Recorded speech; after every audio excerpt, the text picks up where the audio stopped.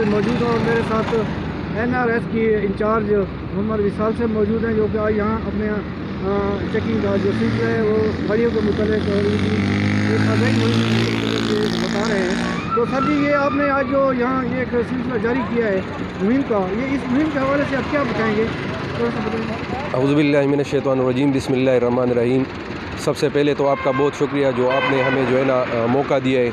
ये हमारा जो है ना ये रोड सेफ्टी के मुतालिक हमारा मुहिम है, सालाना मुहिम है। हम पेशावर की टीम है। मेरा नाम मोहम्मद विशाल खान है, मैं KPK का इंचार्ज हूँ। और इधर जो है ना जितनी भी ये गाड़ियाँ हैं, ये रोड यूज़र्स हैं, इनको हम हिदायत देते हैं रोड सेफ्टी के हवाले से, ये ओवरलोडिंग, ओवर स्पीड के बारे में। और इसमें जो है ना रोड साइंस होते हैं, ये पम्पलेट्स हम देते हैं, 15 किस्म के पम्पलेट्स हैं। इसमें हमने जो है ना एक कंप्लीट एक बुक तैयार किया हुआ है, जिसमें जो है ना ये रोड यूज़र्स के लिए मुकम्मल हिदायत है। ठीक है सर।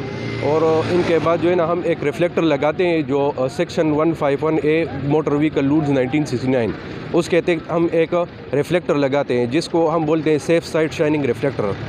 वो एक कानून के मुताबिक लगते हैं साल में एक दफ़ा, बस ये हमारा कैंपेन होता है। जी सर।